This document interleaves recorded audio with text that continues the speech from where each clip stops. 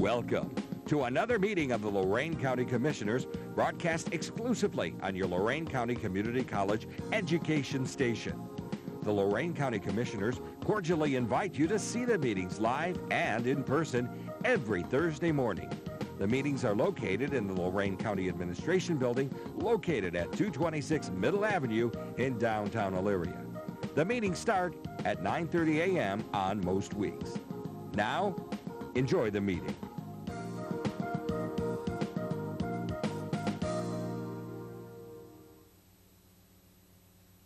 Please rise for the Pledge of Allegiance. I pledge allegiance to the flag of the United States of America and to the republic for which it stands, one nation, under God, indivisible, with liberty and justice for all. I lost that. I don't think it'd be appropriate to bend over and get it, though. Thank you. Good morning, everyone. Today I'll use Thomas Jefferson's quote, "The democracy will cease to exist when you take away from those who are willing to work and give to those who would not." Today we have a large crowd. Let me identify some of the people here today. With us from the JVS and Terry Brennan's group, more of a training within the business community and some retraining with some former York employees. They're here kind of on a field trip to see how government works, and they had to endure some of the comments from our county administrator, but I told them that's okay. This is just part of the job of coming up. So, but we welcome you and appreciate you coming in to see how we operate. Also at 9:30, well, as of right now, Evelyn Vansant's here, the administrative agent of Community Coalition for a Drug Free Lorain County, and she's here to make a few statements, I hope, but beforehand I'll read something here that we have for you, which is that the Lorain County Commissioners do hereby recognize Red Ribbon Celebration on October 23rd through the 31st, 2002 throughout Lorain County, and encourage all citizens to do their part by joining the campaign against substance abuse in your community. Plant the promise that freedom comes from living a healthy, drug-free lifestyle. And if you like, would you like to come up? We do have a proclamation for you. Would you want to just give it? Yeah. Here, come on up. We'll come up here. How's that? There we go. The three commissioners on the proclamation. Thank you so much for your success.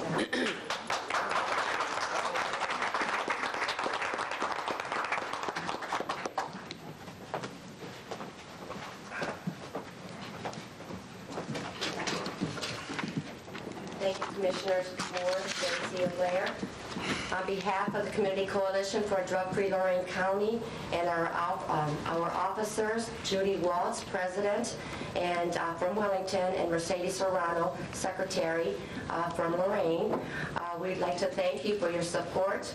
The celebration is recognized as one of Ohio's largest prevention activities, supporting drug-free lifestyles.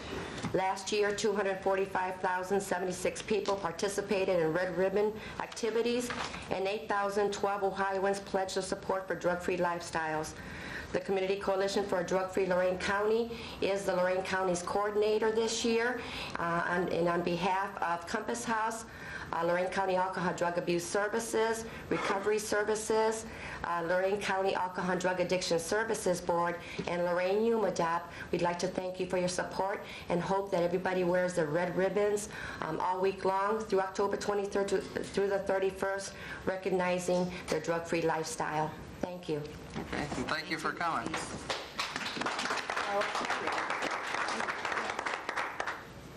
Okay. Oh, Madam Clerk. Okay, the resolutions. I need a motion to approve the Job and Family Services bills for payment. So moved. Second. Discussion. Mrs. Vassy? Aye. Mr. Moore?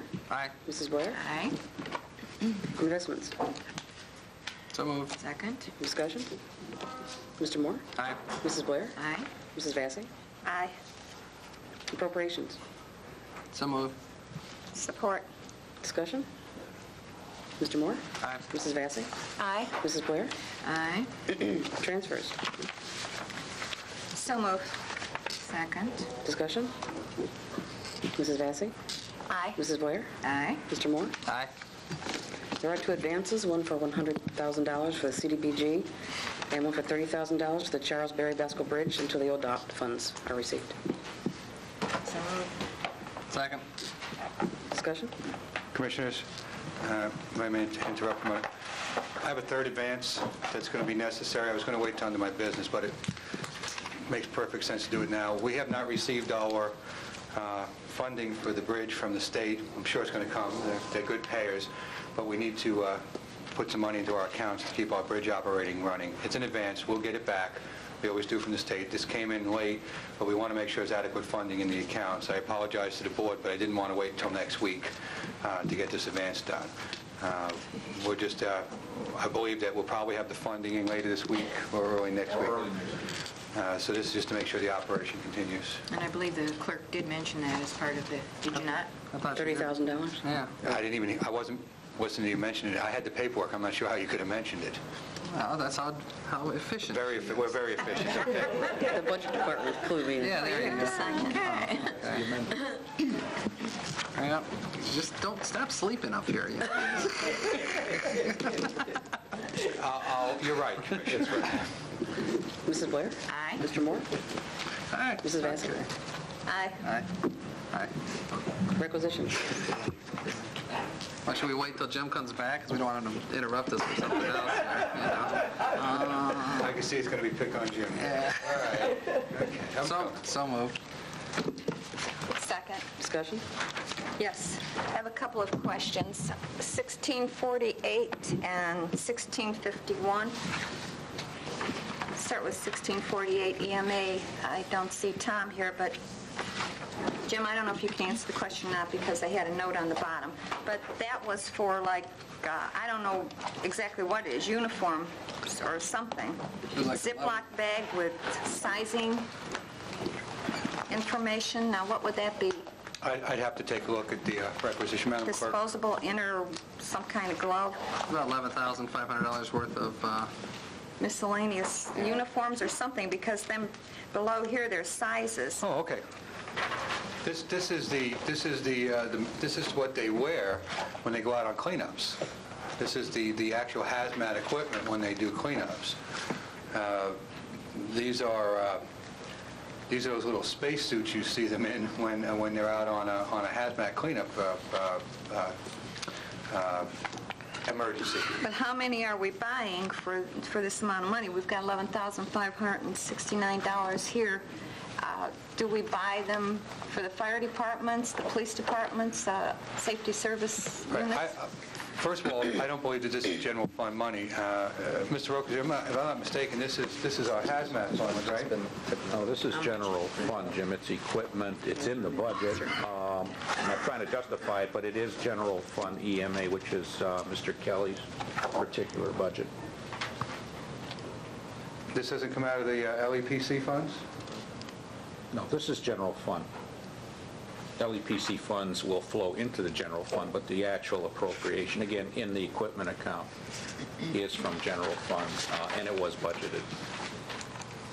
No, I was mistaken. There is a quantity here, like 75 Right. size extra large, 75 size 2X large, and 20 size 3X large.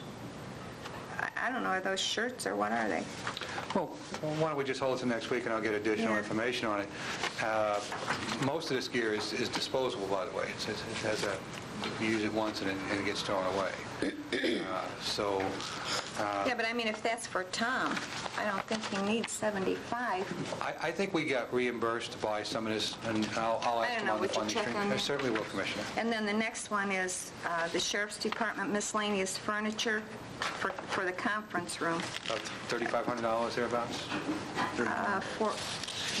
No, it's $4,881. I'm looking at one for This is a work order for the $3,133. 3133. Yeah, but what's with the old stuff? I mean, is it that bad that it needs to be replaced? There was no explanation with it. They've been renovating out at the jail, and they've been buying quite a bit of furniture since they've been renovating. Most of the stuff was pretty obsolete out there. I didn't question them on this purchase. It was in their budget. I can gain some additional information on that one if you'd like. Yeah, would you please? Mary Jo, what number was that? Pardon me? What number was that? 1648, 1651. Correct. So we'll just hold those. Okay. Mr. Moore? Aye with those two exceptions. Mrs. Vansant? Aye with the two exceptions. Mrs. Blair? The same. Okay. Travel expenses. So moved. Second. Discussion? Mr. Moore? Aye. Mrs. Vansant? Aye. Mrs. Blair? Aye. Approving bills for payment. So moved. Second. Discussion? Mrs. Vansant?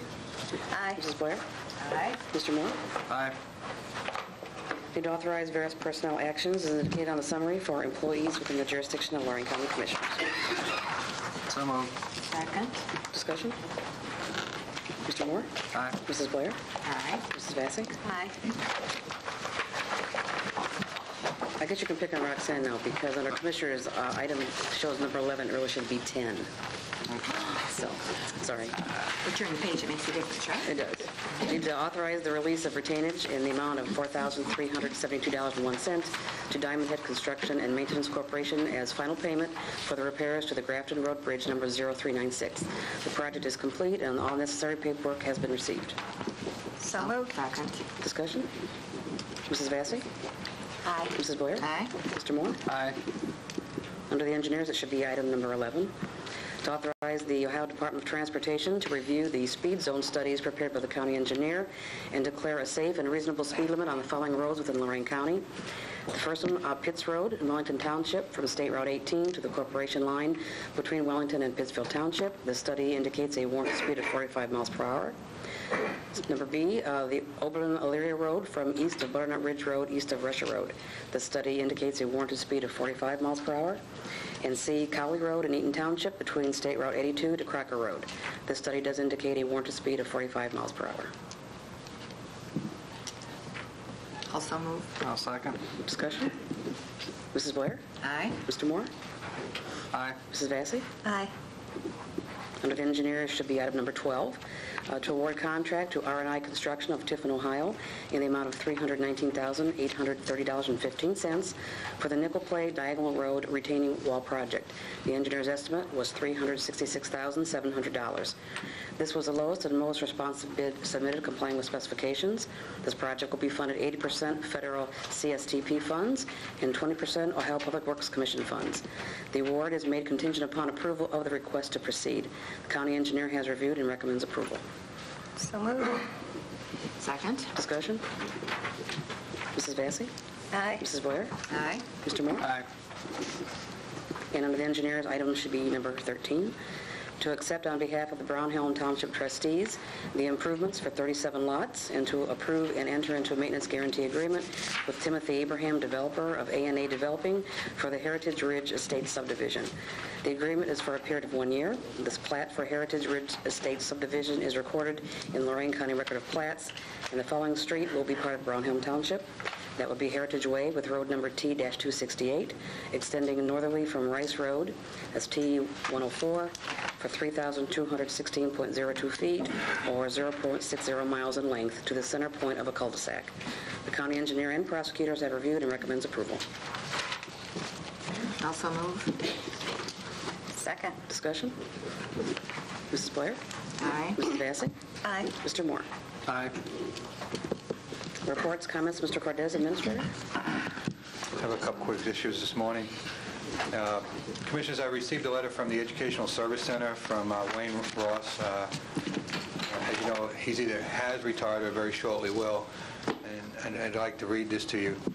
It says, Dear Jim, on behalf of the Educational Service Center Governing Board, the School District in Lorain County, and myself, I would like to thank you and the Lorain County Commissioners for working with us on transferring the Lake Avenue facility over to the ESC Governing Board. The school district throughout Lorain County will benefit greatly as we continue to provide the best possible service to our children.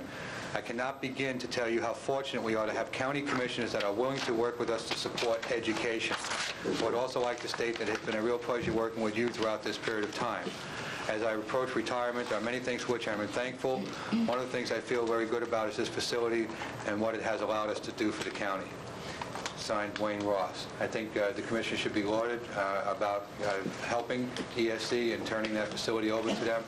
and your support of education for the citizens of Lorain County. Just wanted to share that with you, Commissioners. But Wayne is going to be a great loss to the county, too, because I remember when he was looking at the building that they're in now, it was an old A&P building, and we took a ride, and where they were before was a house, and they were just so congested. And what he has done to that A&P building and the services that he's now providing to the community is astonishing. So he is going to be a great loss to the community to have, well, his retirement will be. It's been in partnership with this board, Yes, too, so yeah. you guys deserve the credit, too. Yeah, well, The next issue, I'm pleased to inform you that we have received some additional funding for the Workforce Development Agency, $500,000 of rapid response dollars. I received this email from Mr. Ogle. He says, Jim received this email from Jim Turner last night. As you can see, we have been approved for $500,000 for emergency assistance for dislocated workers in Lorain County. As you're aware, our dislocated worker allocation was spent by the end of the first quarter. So we have not had dislocated worker funding for the second and third quarter in Lorain County. Mr. Ogle made quite a lengthy application for $750,000. He was able to nail down $500,000, which was about 10% of the funding that was extra funding that was available in the state. He did a fine job in this application. He did a fine job bringing these resources to Lorain County. I won't go on and on. He listed the needs here. They're quite stunning in what's going on with some of our unemployed workers in Lorain County. But the WDA and the One Stop Network and the Workforce Institute continue to deliver good service and continue to access additional dollars for the residents in Lorain County. actually, they didn't have enough money. They don't have enough money. So I noticed in one of their letters this morning that they were going to spend $50,000 for advertising, and they're suggesting that they not advertise as much and use that money, that $50,000, for dislocated worker services. So I really have to applaud them for that. They're doing a fine job out there, Yeah. Commissioner. They got a fine facility. They have good people that are staying current on what's going on and trying to access additional dollars. I cannot speak more highly of their efforts out there, and especially Mr. Ogle keeping pace with the pulse of what's going on. Yes. Because it takes him to find out when these dollars become available. The window of opportunity is very narrow. And he got in there and he brought some dollars home, and I applaud him for that. And we have to, because of what's going on at the state level with this funding, and to say Lorain County is doing such a good job, and I really have to commend that whole department, because the state has real problems with this funding, and they continually blame the one-stops and the WIA programs, but it's at the state level where the problems are. But we haven't had a problem in Lorain County. We've done really good. Model for the rest of the county. Yes, we are. For Mr. Kish. Yes. Hi, Bob. I was informed this morning that the date timestamp will be at the beginning and the end of each meeting on the tape, so that when you wake up from your snooze and you're in the middle of the tape, I do wake up in the middle of it. that you'll be able to tell what date meeting you're watching at home. So that's taken care of for you, Bob. The suggestion of having it on that desk between the two of you, we'll take more technology and will be available throughout whenever you can. That does not include it. You may want to discuss it further with Hal. He worked with the college on our behalf, but that's the information I have before me right now. Thank you. Commissioners, I have been working on, we'll be arranging a walkthrough of the job site for the Justice Center. I'm looking at next Thursday or Friday, maybe Thursday morning before our meeting, or early Friday. I'd like you to come over, walk around, take a look at what's going on the site. I'd like the media to come out and get a look at what's going on. You can see what's from the outside, but I think it's time to see what's going on that's not very visible. I would like to invite the Journal and the Chronicle. I'll be talking to you more on this, to go through the site. We'll also be inviting some of the smaller newspapers to come out. I talked to the... Go on. I'm just saying, like the plain dealer, those smaller ones. That's what she was being slighted. I was enjoying my moment. Always me that's in trouble. Oh, okay. I already talked to the contractors on the site, the construction managers. We feel that we're at a point now where a walkthrough would be very beneficial. So I would hope to encourage the commissioners to come out with us, and I'll have more for you early next week on that. If you would reserve us some time, I'd be very appreciative. Public going to be allowed to walk through? Safety? I don't really know that the public can come through, but I'm hoping that the media comes through with us, and they'll be able to inform the public of the progress that the building is going through. I was just asking.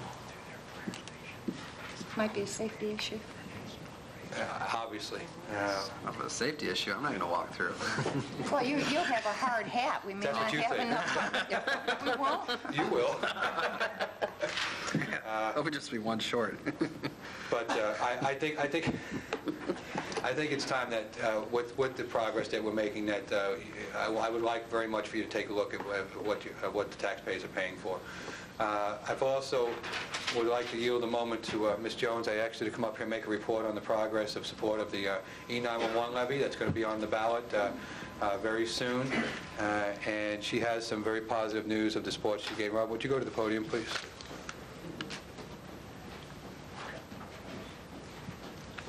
It only hurts for a moment, Robin.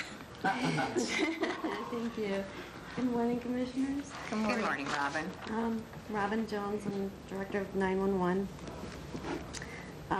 We have been actively enlisting support from different agencies, and I'm proud to announce that we do have quite a list. Would you like me to read those? I very much would like you to read the list. Okay. We have the AFL-CIO endorsement, Catholic Charities, Lorain County Township Trustees Association, Lorain County Police Chiefs Association, Lorain County Office on Aging, the Lorain County Fire Chiefs Association, and Steelworkers Local 8845. We have the cities of Elyria, Mayor Grice, Avon, Mayor Smith, Lorain, Mayor Fulton, North Ridgeville, Mayor Hill, Sheffield Lake, Mayor Mingy, Grafton Village, Mayor Kerner, and Mr. Bill Jinda of Oberlin, and Mayor Berner of Avon Lake, and Mayor Otterson of Sheffield Village. Avon Lake and Sheffield Village actually passed resolutions, so I was impressed with that. The Chronicle Telegram had an endorsement October 16th, and I have talked to the Journal and the Press and Light, and have gotten positive feedback. Which is a very positive sign for support of our levies. For those agencies and public political subdivisions that haven't come to the table, I challenge you to come to the table and vocally support this levy. It's for the whole community. Robin, I hope you will continue to press them, and I would hope that our friends in the media will at least give us a little bit of on-the-beat time to list those agencies that are in support of this levy. It's necessary for this levy to be passed for this county. We do not want to be a county that does not have a 911 facility. You do not want to dial 911 and get dead air time. So I encourage everybody to go out there and talk to your friends and vote yes for this levy. In fact, we have conveyed that, especially with talking to the newspapers. People seem to take 911 for granted, but they do need to get out and vote November 5th because it is levy funded. So, good job, Robin. thank you. Thanks, Robin. Thanks, Robin. That concludes my remarks this morning. Thank you. Okay. Assistant County Prosecutor, Mr. Ennis. No report. Commissioner's report. Commissioner Vassy? Yeah, I have several things this morning, and these are just mostly points of information to share with my colleagues and others.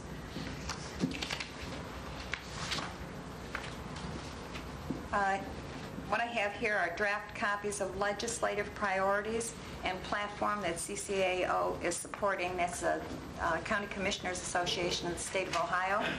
And I'm asking this board, after reviewing the information, to pass a resolution possibly next week to support the CCAO in these issues and send a copy of the resolution to the CCAO.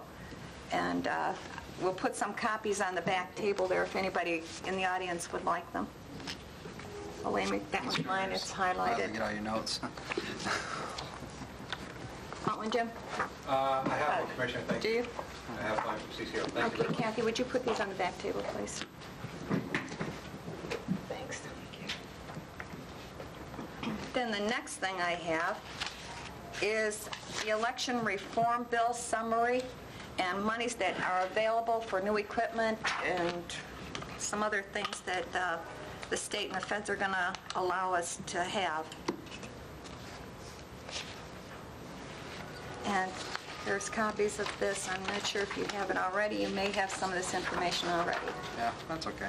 And then we'll put some on the back table so that the public is informed also.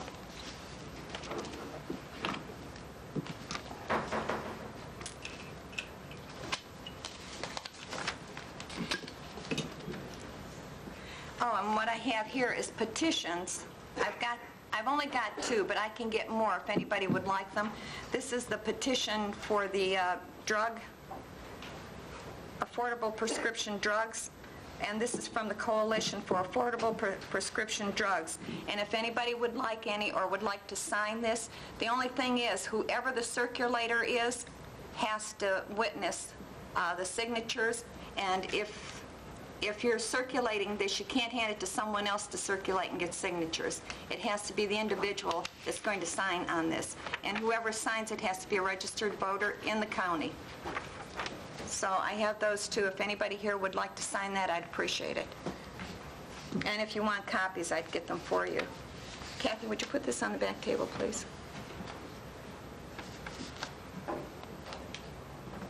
And the next thing I have here, this is information on the EPA guidance document for a comprehensive runoff management program, a new information resource that will help counties control non-point source pollution.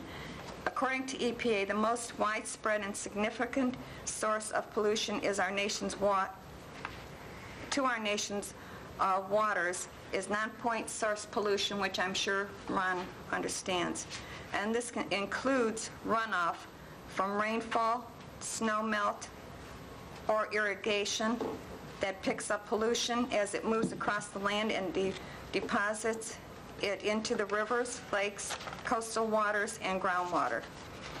Ron, there's information in here about different grants that are available, and a lot of this you may have, but there was another one like 5 Star. Have you heard of that? No. There's several grants available there too. Now this I don't have enough copies for everyone, so I'm just going to give it to the board and Ron. But I'd appreciate your comments on this too, Ron.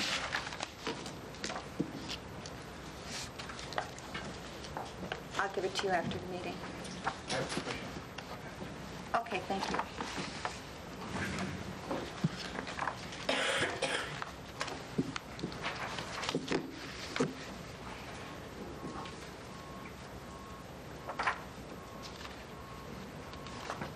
And here's a stormwater ordinance from NACO, the National Association of County Commissioners, that I would like to pass on to my colleagues and Ron.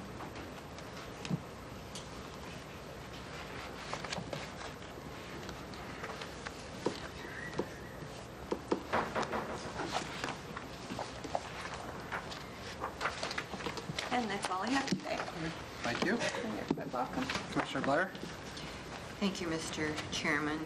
This is a report, because we're getting close to Halloween, I just like to say that this is a report from the witch and famous. This is my red-hatted witch. A little laughter, please. Oh. Thank you very much. I thought you meant the one outside your door. Sorry. For those of you in the audience who cannot see the humor, there is a witch attached to the wall of the commissioner's office. Apparently she was flying through on a broom and she splashed into the wall, and so she's stuck there. And I don't know how I got there. I have nothing to do with it. Neither do I. My witches are here. I brought them here for everybody to see. Just a few things I'd like to touch base with you on. Last Friday, October 18th, the Lorain County Community Alliance sponsored a very positive 3rd annual summit at the Lorain County Community College. There were 125 in attendance. I want to publicly thank people like Jim Cordes, Jerry Ennis, Ron Twining from our staff, and others who helped in the breakout sessions that were available. Also, we heard a presentation from Dan Collintone, who is the executive from the Greater Akron Chamber of Commerce, and he reported to those in attendance about Team NEO, which is a new concept that's being promoted. And at the Lorain County Chamber of Commerce meeting this week, the Chamber Board had more discussion about what Team NEO is and what it will do. It's still in the formation stages, but it's targeted to do 4 things which I think are very important for our economic health in Lorain County. 1 is targeted marketing, 2 is relationship management, 3 is product delivery, and 4 is the regional asset development. And there are at least 7 principals involved in this. It includes the Greater Akron Chamber, the Stark Development Board, the Lorain County Chamber, the Youngstown-Warren Regional Chamber, Cleveland Tomorrow, the Greater Cleveland Growth Association, and the chairperson of this is the CEO of First Energy Corporation, and he is the chair of the Team NEO Interim Steering Committee. Brian Lockwood from Lorain County is the Chamber Board's member on that. So they are developing, they've been meeting for almost a year, and they are developing a strategy about how we might better enhance our area with economic development initiatives. Also at the summit, Dr. Ned Hill, tenured professor from Cleveland State University, spoke and suggested how we might focus on Lorain County and our strengths and competitive advantages. And finally, Avon Lake Mayor Rob Berner introduced representatives from Ford Motor Company who were there to tell a little bit about Ford Motors' history and the fact that they're going to celebrate their 100th anniversary next year. They had a video, and some of those 100-year-old cars were very interesting. Congressman Sherrod Brown also attended, together with a representative from Governor Voinovich's office. So all in all, it was a very good session, and I want to tell Commissioner Vasey that as we were cleaning up afterwards, one of the employees there, and I will give you her name, she wanted me to personally thank you for the information that you extended to her on the prescription drug program at the fair, because she said she got $1,100 worth of drugs for $410, and she wanted to make sure that you got that. Thank you. Also, at that, the Craig Group is the PR for Ford Motor Company, and the gentleman who was there, I recognized Pat Kano, who's the executive director of our Lorain County Visitors Bureau. And our Visitors Bureau has received 2 awards. The first award that went to Pat Kano individually this year is out of 700 individuals. She was recognized for her ongoing commitment to the development and promotion of travel and tourism. So that's quite an honor for somebody from our county. This is the state tourism that does that. And then the other thing is the Ruby Award, and I'm not sure what that stands for, but this is the brochure that the Visitors Bureau has put together, and they received the Ruby Award, and this is On the Trail to Freedom. This is all about the Underground Railroad, stops in Oberlin. There's a lot of history with this. It also includes a little blurb on Commissioner Moore's favorite historical person, John Mercer Langston. So this is a real good plus about what is available in Lorain County, and it's been acknowledged statewide. So I just wanted to give kudos to Pat Kano and the Visitors Bureau staff for putting this together and for receiving those awards. And I think that concludes my report. Thank you, Mr. Chairman. Thank you, Commissioner Blair. I have none. Okay. Any old business? None here. None. I have none. New business? None. None. Board correspondence? Move the reading be waived. Second. Mrs. Blair? Aye. Mr. Moore? Aye. Mrs. Vansant? Aye. Public comment? Anybody wish to speak? Try to keep it to 3 minutes. Oh, sorry, I thought it was Bob coming up. Sorry, Elizabeth. Try to keep it. Okay. Elizabeth Rumics, R-U-M-I-C-S, Oberlin. 2 things. I would simply like to call attention to the fact that this is, the next 2 weeks from now, November 5th, is going to be voting day. And the League of Women Voters has produced its invaluable, informative, nonpartisan voter's guide, which lists all of the offices up for voting and the issues that will be voted on in this ballot. Copies of these are available at the public library, at the community college library, and various other distribution points throughout the county. And as a user of it, I have noticed that I tend to look simply at the names and what they've had to say, which is unfortunately very abbreviated because of space problems. But it also gives you a description of the office, the duration of the office, and the salary involved, all of which Mr. Kish will certainly appreciate as informing voters and hoping that they will indeed turn out for the election as such. Unfortunately, the printing of this voter's guide, which was in 5,000 copies, I believe, had an error in it. The printer duplicated one page, which meant it left out another page, a very important one about the justices, among others, and Sherrod Brown. That has been produced as a supplement, so if the copy that you get or see doesn't have it, please try to check with the League of Voters, Women Voters in Oberlin, and get a copy from them, or find out where you can get one. The number to call would be area code 440-775-2482, and ask for Linda, or you can email linda.slocum@oberlin.edu. But the voting is a very important civic duty, and it is greatly hoped, not only for the sake of the issues, but the people who will be representing us, that enough people will turn out and improve the quantity of voters. One other thing, this is October 24th, which is UN Day, and whatever one's feeling about the United Nations and its failures or its successes or its representation or its actions or non-actions, it does at least provide an organization which gives an alternative that can help to work towards international peace and economic development throughout the world. And so I would just simply like to stress the fact that this is UN Day, and I think the organization is an extraordinarily essential one. Thank you, Elizabeth. Yeah, Elizabeth, somebody just asked me yesterday where they can get that information, so thank you very much. Oh, good. Okay, thank you. Shirley R. Johnson, Oberlin. Elizabeth forgot to say that the League of Voters, in cooperation with El Centro and other such organizations in Lorain County, is also in the process of having such a guide available in Spanish for the Hispanic Latino community. And it's not available just yet, but it's in the process of being printed, and anybody that's interested in that should be looking out for that, or could also get information about it through the same source that Elizabeth said. Yeah. Thank you, Shirley. Bob? Bob Kish, 7C. The CC towards the end no longer stands for, now stands for community cause rather than common cause. We are a community, and I found out at the last meeting I attended that the problem seems to be the community is divided. And once this community and the WAC and all get together, I think we can do things in this country, in this county. See, I had backup. Air traffic controllers always have A, B, and C in mind when they're doing something.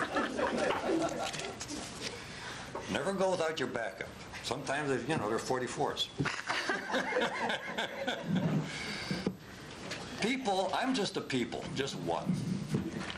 I don't have much input. I haven't had much input until my bull got gored. And then I became involved.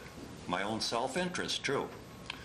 But this headline, your children are not safe, in today's paper, just about every newspaper in the country. I would add to that, nor democracy, if we do not participate. Freedom is not free. There are those in Washington and elsewhere where fear is felt. Joe Nobody participated by spotting a car with people sleeping in it and turned it over to the police. The police investigated. Today there are 2 suspects. They may not be the suspects needed for the sniping, but Joe Nobody. And Thank goodness there are 30 people here today. I'd like to see 3,000 people crowd into here just one time, just once. In Lorain County, 250,000 people, 250,000 in Lorain County. Just over 5,000 voted. 1 out of 10. And then you say, nothing gets done. Nothing gets done because nobody participates. We have been listed in newspapers as being fat. That's true. We are also lazy, which adds to being fat. Don't let the flame of freedom get lost in the struggle. It didn't come on. I guess I lost my flame. That's the way it goes. There we go. Don't let the flame of freedom go out. If we do not participate, we will lose our freedom. You think it can't be done? Baloney. Hungary was free until World War II. It says right in this paper also, a second article, it would be a lot easier for us to remember that REP is a separate company from RTI Republic Technologies International. If the upper management was not the exact same as the company that ran the company into bankruptcy, they just might be a little more believing of what this new company for U.S. Steel, new name, same officers. We had a discussion about that last week, where in the development, now do we have the same officers at this new company? Mr. Twining was involved with that, and I don't want to get into that. 3 things are inevitable: death, taxes, and this is going to be terrible for Oberlin, change. Change is inevitable. I mean, if you don't want us to shop in your area, quit shopping in ours. You are taking my parking space. You are taking my parking space, and you are on my roads, and I have to park behind you people, behind the street lights, on the roads that are being pounded to pieces while Oberlin gets new resurfacing every couple of years. Discrimination. Elyria can't afford that. All are resisted, avoided, but you will participate in each. There has been change in Oberlin. Oberlin has the FAA Air Traffic Control Center. It was going to Brecksville, but they welcomed it because it is a cash cow. Indianapolis has wanted it and may get it. It does not take much to move it.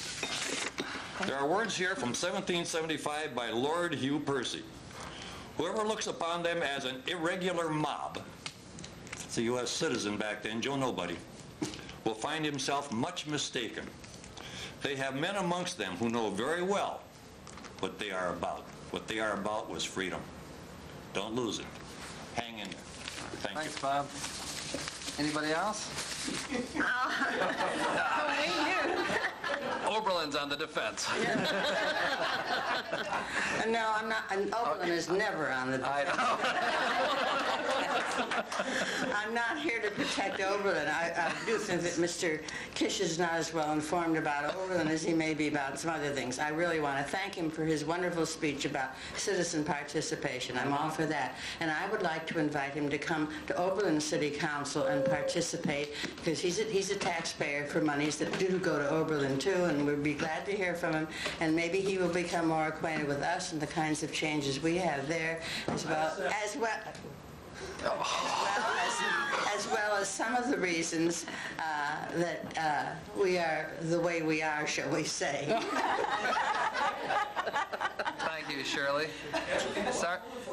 No, because I don't want you two throwing down and have WWF out here. My money's on Shirley. My money's on Shirley, too. So, okay, thank you. For those of you at the JVS, this is usually not how we end our meetings. We're going to have everybody running for our office here. We do have a public hearing for annexation in about 12 minutes. So if anybody else has anything else to say? If not, then we're just going to recess for about 12 minutes. And for all those who want to wait around, annexation can be exciting. Okay, this is going to be our first hearing, public hearing with the new annexation laws. So this is going to be a little choppy, so please bear with us. Jerry, do we start out like we usually do? Have a stand for... Right. Okay, if anyone here wishes to speak on behalf... There we go. Wishes to speak on behalf of the annexation, please rise so Jerry can swear you in. Oops. swear or affirm that the statements that you shall make before the commission today are the truth as you shall act under God or understand you the law first? Announce the style. This is kind of annexation. Okay. Good morning, everybody. You gonna help me out on this? I'll help. Okay. Yeah. Regular. Under the new annexation law, and this, what we have here is a proceeding that is described as a regular annexation. We now have to make 7 specific findings, and this has to be included in our eventual resolution. So I'm going to kind of start off and go through that. The first of these is that we have to determine that the petition meets all the requirements set forth in 70902. The clerk has prepared a summary of that, and this refers to things like the notices that have been filed and all the various procedural aspects that are contained in the law. The clerk has prepared a summary sheet of those indicating the dates in which those procedural notices have been complied with. And I think Mr. Murray, who represents the petitioners, has seen that, and I think it would be appropriate to ask him to come forward and indicate whether he agrees with the summary that the clerk has prepared for him. Okay. Garrett? My name is, excuse me, my name is Garrett Murray, and my address is 409 East Avenue, Suite A, Elyria, Ohio. And in reference to what Jerry had indicated, we have complied with all the requirements of 70902 and regarding all the notices. And I have reviewed what the clerk has prepared, and we agree with that. And I can certify that we have complied with all the regulations as far as notice is concerned, et cetera. Garrett, would you state the name of the agent, the township, and... Yeah. Yes. At this time, do you want me to do my presentation? Yeah, we're ready for that. I think we may need to name the court reporter according to my understanding of it. Pardon me? We may need to announce that we have a court reporter and give the court reporter's name for the record. Fine, we can do that. Okay. Well. Yes, the court reporter is here at my request, and her name is Diane L. Sipley, C-I-E-P-L-Y, and she's with Camillo and Clark Court Reporters, and her address is 589 West Broad Street, Elyria.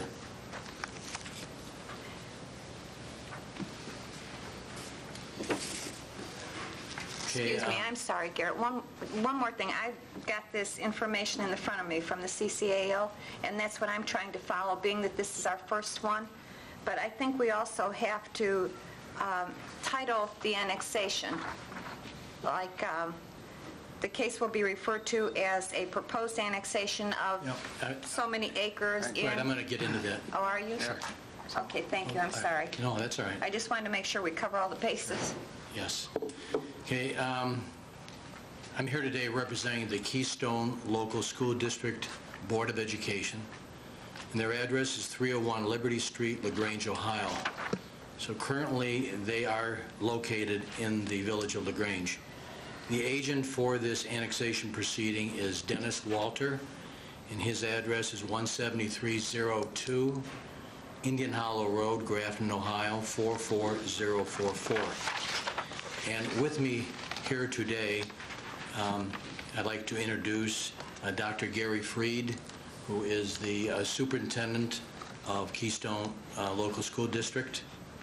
The gentleman on the end is Dennis Walter, who is the agent. He's also on the Board of Education for the local school district, and he is president of Consun Foods.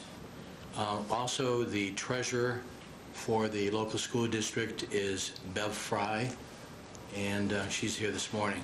We also have with us this morning Mayor Kim Strauss, Mayor of LaGrange, and we have the Township Trustee from LaGrange Township, Barb Harper, is also here today. We're here today regarding the filing of a petition for annexation, which was filed on August 22nd, 2002. It's for the annexation of 59.94 acres from the Township of LaGrange to the village of LaGrange. The parcel is located in Lorain County, Ohio.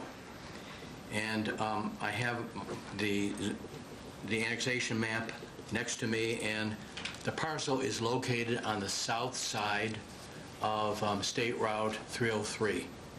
It's east of LaGrange Village Circle. And what I would like to do, if I may approach the bench, I have some aerial photos that might be helpful to show this area. And I also have some county maps for the sole purpose of showing where the corporate line of LaGrange Village is. Okay.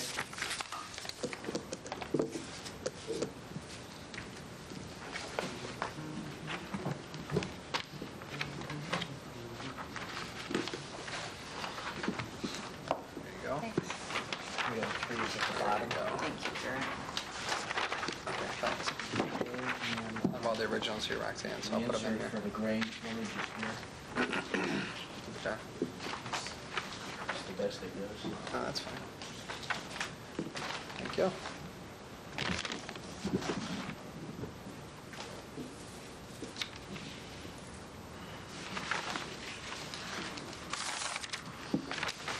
As I indicated, the parcel is located on the south side of State Route 303, and it's east of the Village Square of LaGrange. This property is owned by the Keystone Local School District and was purchased in January 2001 from the estate of Edwin Mulder. And two of Mr. Mulder's daughters, Darlene Hottenrod and Deborah Morawski, they live in adjoining parcels.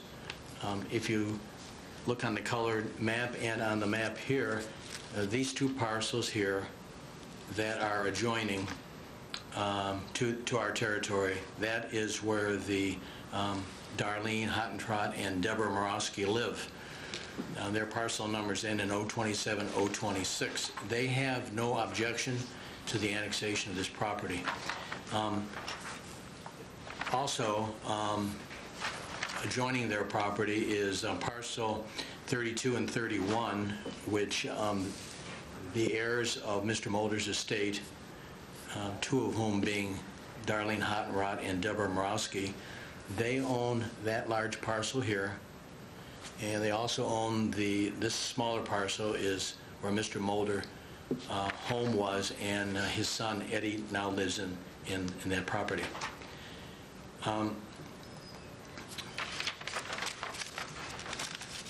And they have no problem also? They have no problem at all. Thank you. I might point out to you that in that purchase agreement, I should say that here, this is the property that is to be annexed, the 59.9401 acres.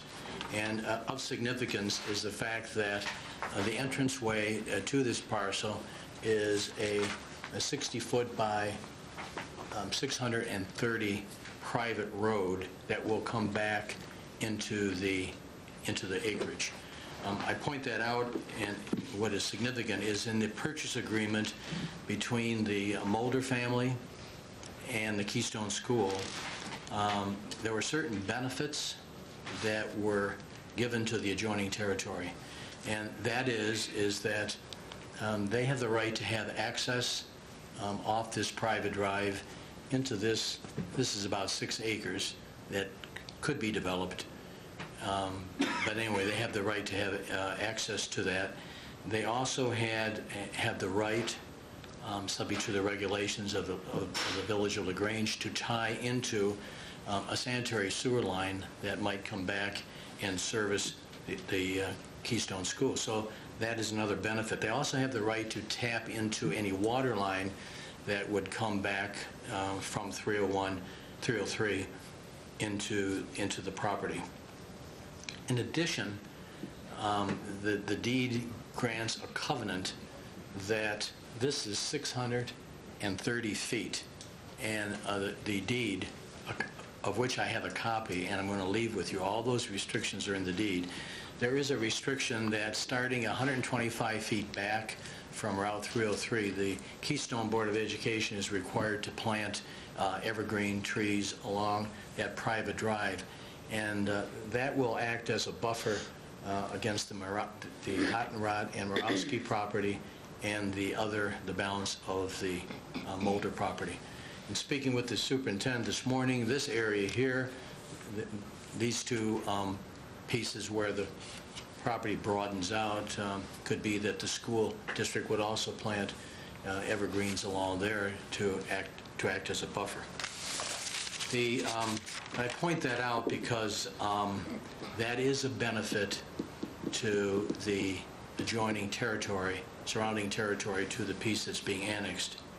Now, this subject parcel that we're talking about today is bounded on the east, and north is in that direction.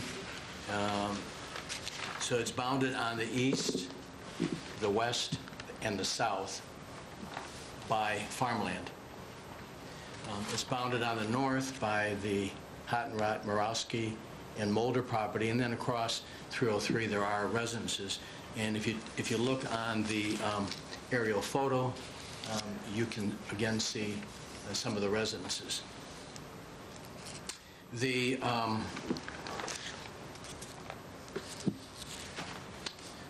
parcel is large. It's 2,024 feet on the west, 860 feet on the north boundary, 1,311 on the south, and 2,025 on its east boundary. Now, the parcel is contiguous to the corporate line of the village of LaGrange. It is contiguous on the west boundary line. So this is the west boundary line, and this is also the corporate line of the village of LaGrange. And so it is contiguous for 2,024.16 feet. If you look at the colored photo, you can see that there is a red line, and that is the corporate line for the village of LaGrange. If you take a look at the county map, you can see, again, the corporate line to the east. It starts at the railroad tracks and proceeds to the south, and then it proceeds to the west. If you look at the colored aerial photo that I have given you, you can see that to the bottom left here is an industrial park, which is in LaGrange, and it is south of the village square. The reason that we're coming for annexation is for the development of our parcel that's owned by the school district for the construction of a 93,000 square foot high school. There is an issue on the ballot that addresses the crowded facility conditions in the existing school buildings. Also, there are, as you recall, there was an annexation that you approved, the board approved, north of LaGrange, where there was a development of many new homes. And if you look on the colored aerial photo, I think if you look on the county map, you can see some of the streets to the very north that were where it says U.S. Grant Street and Manasseh. That is where the new homes were built by Calvin Smith, and also there is now a development of a golf course which will have new homes surrounding the course. The bond issue is for $17 million to build the high school. As I mentioned before, the high school now and the middle school building is already in the village of LaGrange, and the employees there pay income tax to the Village of LaGrange. The Village of LaGrange, by ordinance number 2002-97, has described the services that it can provide this parcel. And firstly, they can provide local police protection. The police force in LaGrange has 5 full-time officers, including a chief of police, plus 8 part-time officers. And that said service shall commence upon the date said annexation has been completed and accepted by the Village of LaGrange. So the police department already services LaGrange High School and Middle School. Their response time is about 2 minutes. They're about 0.4 distance from the police station to the current high school.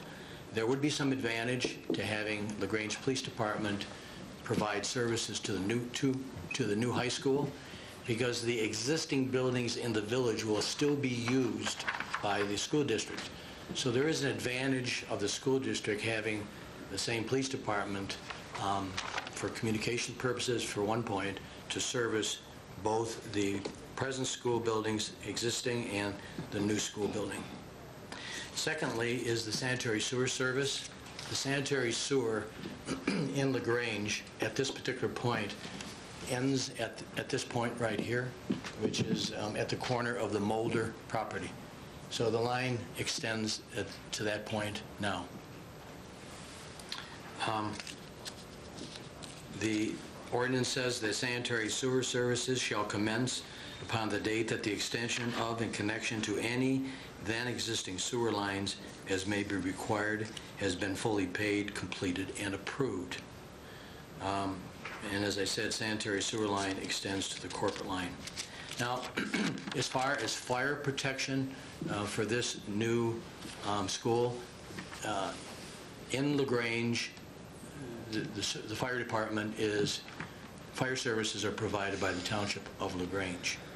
And their fire station, #1 station, is in the Village of LaGrange. The Village of LaGrange is also working on an agreement with the Rural Water Authority. LaGrange Village now gets its water from the Rural Water Authority.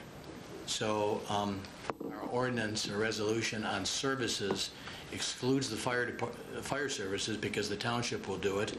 And secondly, it excludes water service because in any event the water will come from Rural Water Authority. And they're working on an agreement now, and they do provide water to the village. Saying that, I would like to point out that Village of LaGrange and the Township of LaGrange have an outstanding working relationship.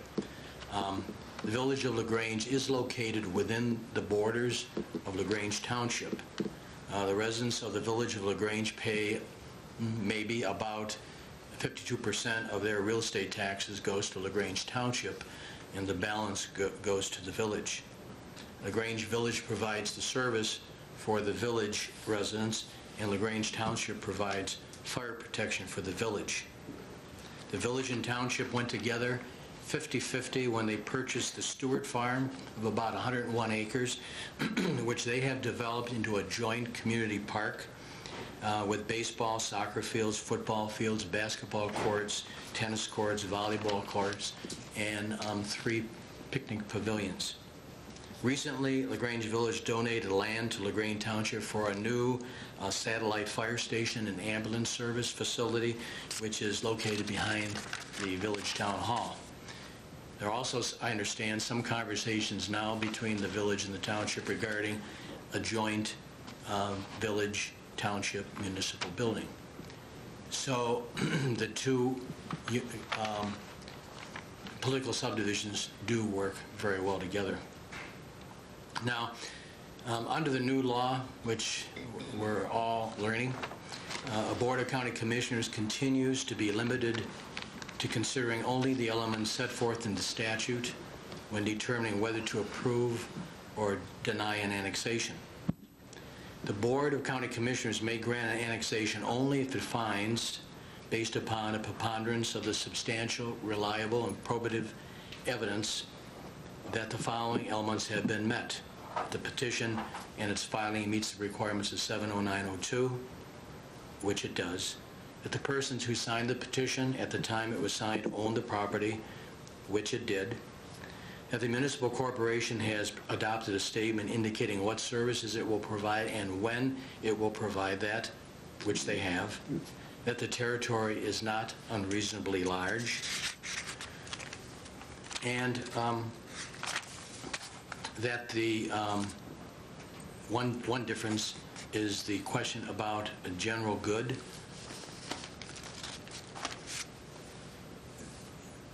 The code says that on balance, the general good of the territory proposed to be annexed will be served, and the benefits to the territory proposed to be annexed in the surrounding area outweigh the detriments to the territory proposed to be annexed and the surrounding area if the annex petition is granted.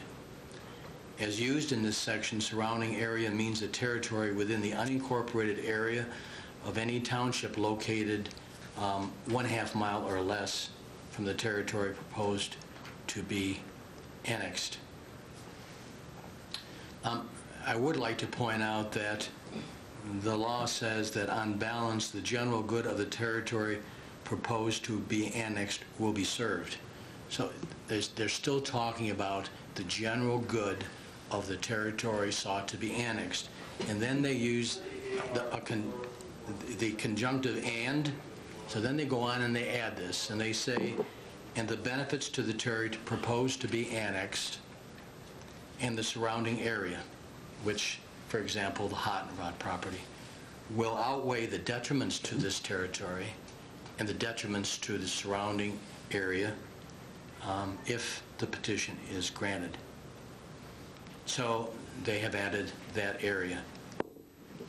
The next test would be whether the street or a highway is divided by the annexation, and of course, according to the requirements of the county here, our annexation goes to the edge of the road. So I still think that under the old law, some consideration can be made to the owner of the property as to the choice of which governmental entity they wish their property to be located. We believe that we have provided the basis, or in our presentation provides the basis for approving this annexation.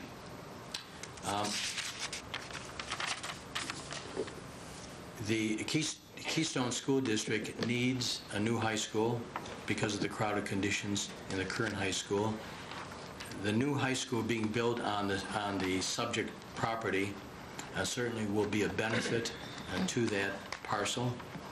The land was purchased for that reason, and certainly it'll be benefited by the construction of a 93,000 square foot building. The 59.9 acres is large enough to spread this facility. It's a proper campus-like setting for the development, and the construction of the high school can be placed, it's a huge parcel, to the rear, and for there to be a great distance from State Route 303. It's clear that this property will be benefited, and it needs a sanitary sewer service from the village of LaGrange for this type of a development, a large development, and for some future development that might come down the road 20 years from now. As I mentioned, the sanitary sewer runs right to almost to the corner of the property. This annexation will also benefit the surrounding area. I mentioned the Hot and Rots and the Morowskis because they have the right to tie into the sanitary sewer service. They have an easement access for private drive and the right to tie into the water. The development of this parcel will also benefit the surrounding area. It'll benefit the people of LaGrange and the township by providing education in a facility which is no longer crowded, which will only worsen over time by the influx of new homes, condominiums, and development. It'll also benefit because people, when they move, they're interested in the schools and the reputation of the schools. When industry locates, such as the industry that is located along this industrial parkway in the village of LaGrange, they also look to the schools and to see what kind of reputation the schools have. So the benefits to this property certainly, I think, would outweigh any detriment to the territory proposed to be annexed and to the surrounding area. Thank you. Thank you, Murray. Garrett, that little piece where it's going to be a street or a driveway, who's going to maintain that? That would be a private drive, and that'll be maintained by the Keystone School. Until it becomes a street for those other properties? No, they would have a right to an easement to tie into that private drive. That would depend on what, if any, development that would occur. Okay, then the school is going to maintain that. Yes, ma'am. And I'm sure you have notified all the residents surrounding within the half mile of the... Yes, we have. We filed that list when we filed our petition for annexation. And, yeah, that was required to be presented at the time, and yes, that has been sent. I've just handed this paper here that I probably should have touched on this, but the taxes for this particular piece of property is $105 a year because it's farm property. So under the law, if there is to be contribution to the township, it would be on that basis. The school in the village of LaGrange is tax exempt, but at this particular point, it's bare land. It's not being used for school purposes. So that is the tax on that property. And I would at the appropriate time just like to pass a copy of the deed, which would show the various restrictions that benefit the surrounding area, and also the printout on the tax of this property. Okay. Also, I understand that the township and the village have worked together over the years, and it's my understanding that the township of LaGrange has no objection to this annexation. If I may, I'd like to present this to the board. Sure.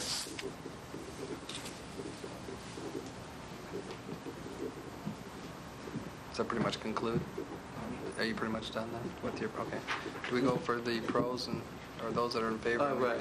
I would mention one thing. There is a method for Okay, I'm collecting everything here, so. challenging signatures on the petition, but there has been no challenge raised. So to get you in the framework of the procedure, normally, if there were some challenge, that would probably be where we would go to next. Got the letters for the half-mile radius? Is that what you're talking about? Right. Okay, even though there's no challenges, does the clerk still have to wait 30 days after it's journalized for anyone that wants to appeal it? Right, all those procedures still occur, yes. She still would have to wait before she sends copies to the municipality and the... Okay. Is there I any... would think it would be appropriate to, I think what was our last procedure? We call them the trustees and then the engineer? I think we would follow that. Okay, that's good. Is there any trustees here who wish to comment regarding this annexation? Please come to the podium, state your name and position. Yes, my name is Barbara Harper. I'm a township trustee in the Township of LaGrange. We certainly want to see this project move forward. There is no dispute that this area does need a new high school.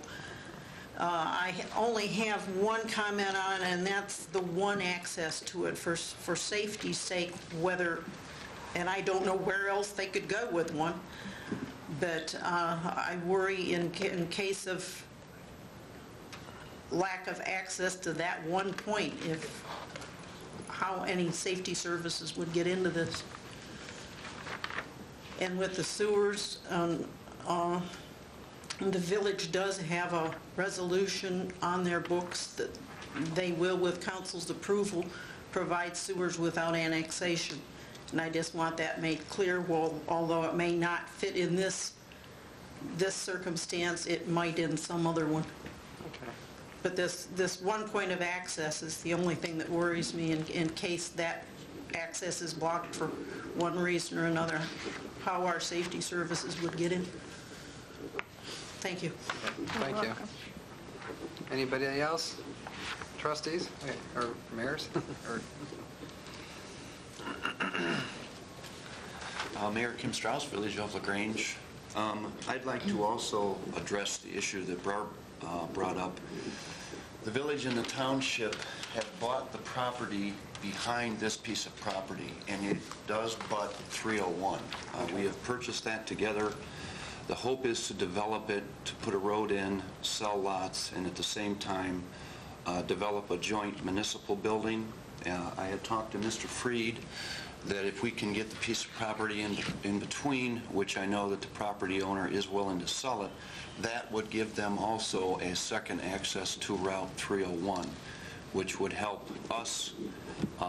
We have also envisioned a new library on that piece of property, so all that would tie in together with the school to try to keep it close enough to the school for the kids to walk to after school.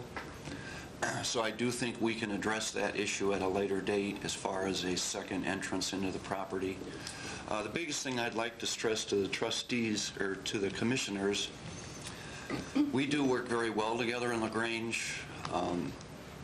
The biggest reason is we are LaGrange residents and we are LaGrange Township residents. I feel the three trustees have represented us well.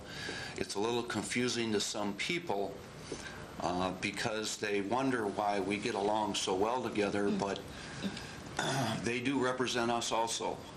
So a lot of times these projects, our feeling is we are saving ourselves money if we can help them with free property to build buildings. Otherwise, we inevitably pay for it as LaGrange Township residents. One reason I think also annexations are not a problem. When we annex a piece of property and that property is developed, the township actually will gain more revenue as that property is developed than they would have as a piece of farm property because we are LaGrange residents. To give you an example, and I was kind of surprised at this myself, we contribute to their general fund and we contribute to their fire and EMS fund. Obviously, we don't contribute to road and bridge because we take care of our own roads. But the village pays approximately $141,000 of $383,000 that they get in their fire and EMS and their general fund. So basically, we are paying about 40% of their general fund and EMS money. So it's not as if in other townships, when they lose a piece of property, they lose totally. Here, they really don't lose, and when that piece of property is developed, they can actually gain because the property values go up. So we do have a very unique situation where the fighting of annexations just don't exist because of the way our tax base works. I know every time I go to the Ohio Municipal League meetings, they just shake their heads because they can't believe the way we get along and the way our tax base is set up. But I do believe it's a benefit for both of us, and that's why all these projects have done so well jointly between both of us. And you know, also I do feel our response time, even to this new property, should be about 2 minutes with our police department. Our police department also operates on a 0.5% income tax, which is a great benefit to us because as the village grows, so grows the police department. We have a 2 square mile basic area that we have to cover, and we normally have 2 officers at all times on duty, so we can give the school, I believe, the time that they need. It seems like every time I call my police chief, he seems to be at the school handling one problem or another, and that's fine. I mean, we have no problems doing that, but I do think that is probably the biggest benefit to bringing this property into the village, is that so that protection from our police department can continue. Thank you, Mayor. I don't think you deserve from the engineer. Yes. Anybody from the engineer's office would like to speak? Excuse me, Wayne Milletti, County Engineers. The description correctly followed the map of the parcel. I would like to say one thing. If there is development in the, or a new road in the township, it would be good for the engineer work with the village on that. Could be drainage, anything like this. So, just so we get cooperation. Yeah, that would be reasonable. That way we get, any new development, we could tie in. Be a good idea. Okay. Thank you. Thank you, Wayne.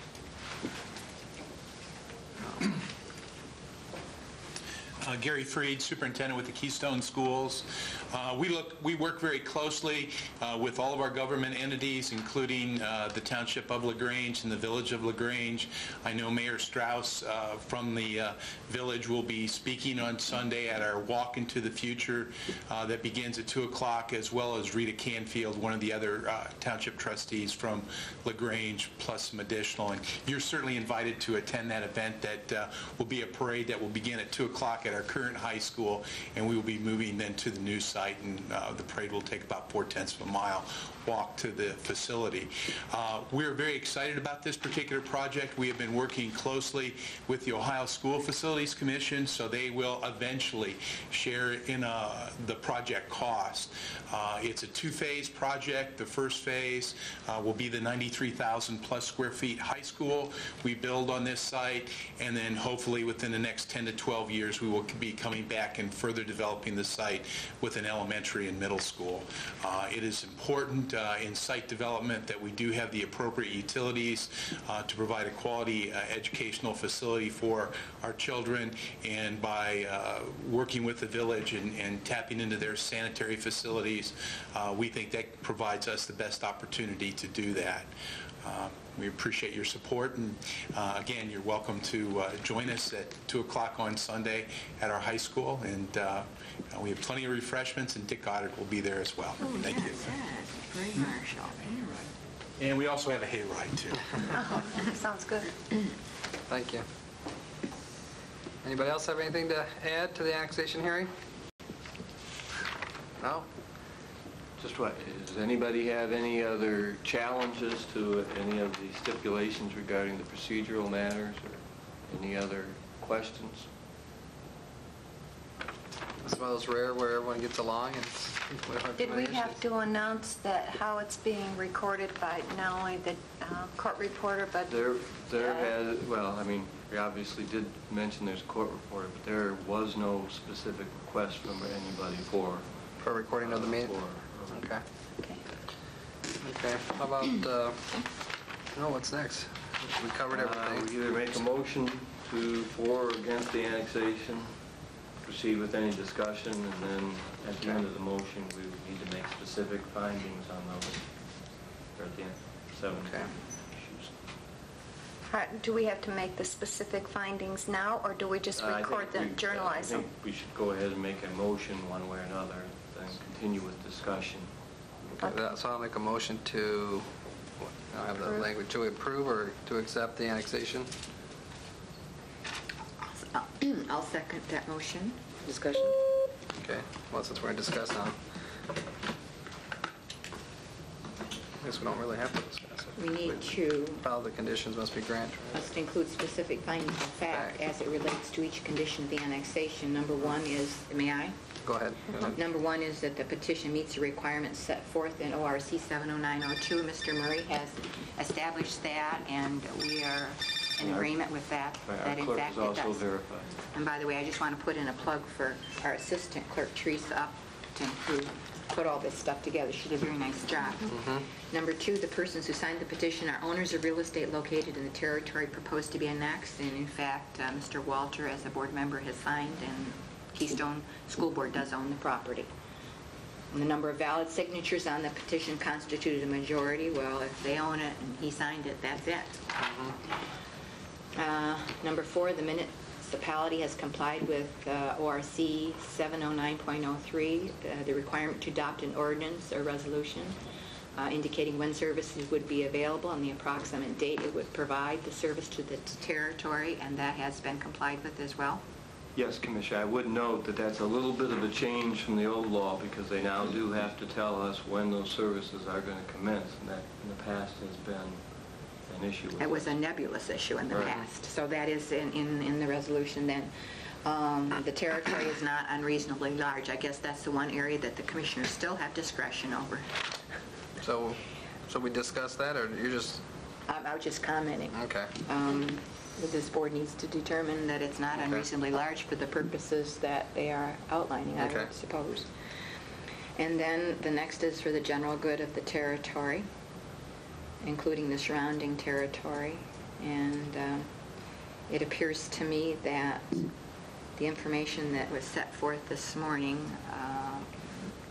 would lead to a finding that, in fact, they are in compliance with number 6, which says that the general good of the territory will be served. And number 7 is no street... Yes, I'm sorry. We just also have to include in the finding that the benefits to the territory outweigh the detriment. The negatives? Okay. And then number 7, no street or highway will be divided or segmented by the boundary line between a township and the municipality as to create a road maintenance problem, and that does not exist in this instance? That's correct. Okay, so those 7 findings, are you satisfied with the comments that we've made as a board? Okay. Okay. One final comment before we vote. I just wanted to say that the petition was signed by Gary Freed. I'm sorry. The I did say Dennis Walter because it included his name and address as the petitioner. Right. Sorry. As the agent. Right. Okay, the superintendent. Thank you, Mr. Murray. Chronicle Telegram or was it?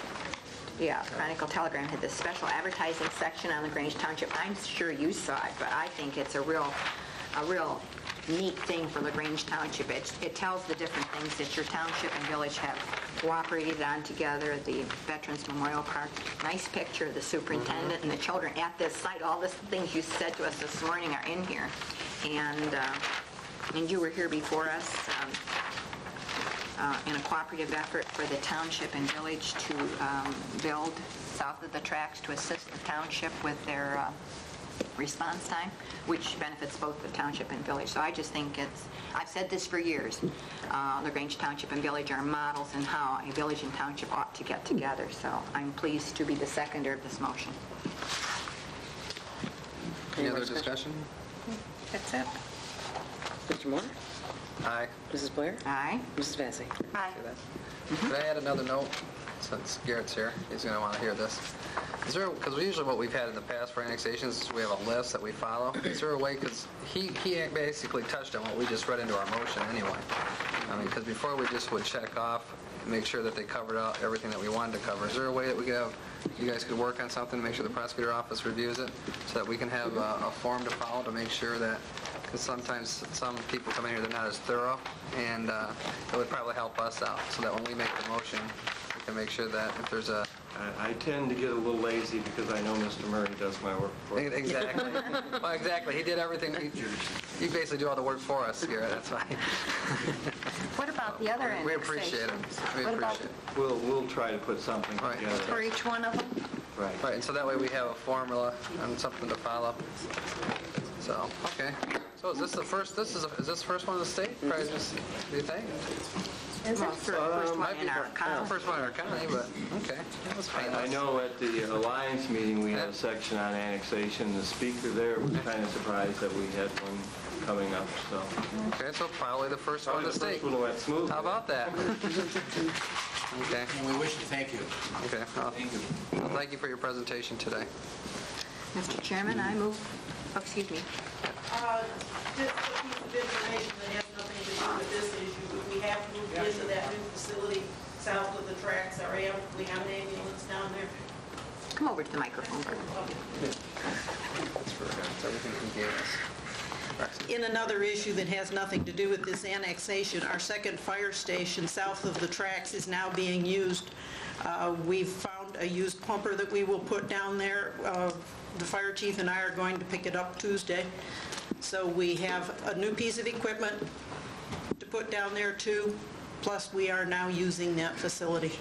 And we thank you very much for that opportunity. Thank you. Fantastic. Thanks, Barbara. Okay, thanks for coming. Mr. Chairman, I move we adjourn. Second. Mrs. Blair? Aye. Mr. Moore? Aye. Mrs. Vansant? Aye. We're adjourned.